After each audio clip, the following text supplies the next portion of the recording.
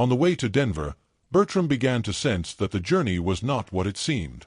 The mood on the train was heavy, secretive, as if everyone aboard knew something he didn't. The train ran in 2 parts, 3 passenger cars and 2 baggage cars packed with tents, saddles, and weapons disguised as camp gear. 100 grim-faced men filled the coaches, their laughter loud but empty. Something dangerous bound them together. Archie Beam, a sunburned cowpuncher, leaned toward Bertram. "There's a train followin' behind us, full of horses," he drawled. He spat through the window. "Every other train's gotta clear the line for us. You'd think we were haulin' doctors, not trouble." Bertram frowned. "Think we're in for a scrap?" he asked, watching the barren Wyoming plains whip by. "Boy, I know it." Archie grinned.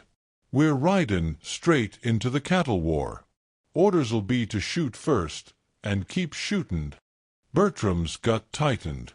4 years, Wyoming had been bleeding, rich ranchers against poor rustlers, greed against survival. Archie shrugged. "We're fightin' for the side with the most money, the big cattlemen. Ain't that the way of the world?" As Archie swaggered off, Bertram's hand gripped the seat. He knew now what kind of trail he was on, one that might stain his soul forever. Bertram sat back, staring through the train window. The world outside blurred, but his mind saw only memories, the faces and places he had lost. He had grown up wild on a ranch along the Brazos River, a boy of horses, dust, and storms. His mother's gentle voice was the only thing that ever tamed him. When she died, he discovered the cruel truth. The ranch was mortgaged to pay for his schooling. Within months, the land was gone, and so was everything he had loved. He drifted from town to town, chasing danger the way others chased dreams, gambling, fighting, drinking, trying to outrun the ache in his heart. His uncle took him in for a while, a hard, lonely man whose anger never cooled. Their arguments burned hotter than the Texas sun until Bertram rode away for good. He became a legend of the wrong kind, his name whispered over poker tables and wanted posters. Bertram was fast, fearless, and broken inside. Then came Asa Swingley, smooth-talking, ambitious, dangerous. The kind of man who could smell desperation and turn it into profit. Swingley offered him a place on an expedition. No questions asked, good pay, plenty of action. Bertram was too restless to care, or too lost to refuse.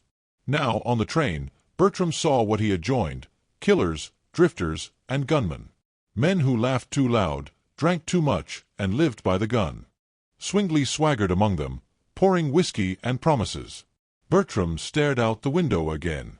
The train thundered north, and he knew he was riding deeper into the darkness than ever before. By the time they reached Denver, the men were half drunk and restless. The station lights flickered as they stumbled off the train, laughing too loud and ready for a fight. Swingley barked orders to keep them close, his cold eyes sweeping over the mob like a wolf guarding his pack. But Bertram's gaze drifted elsewhere. Through the moving crowd, he caught sight of her, the same young woman whose ticket he had once bought. Her face, pale and anxious, cut through the chaos like a memory. He reached her side.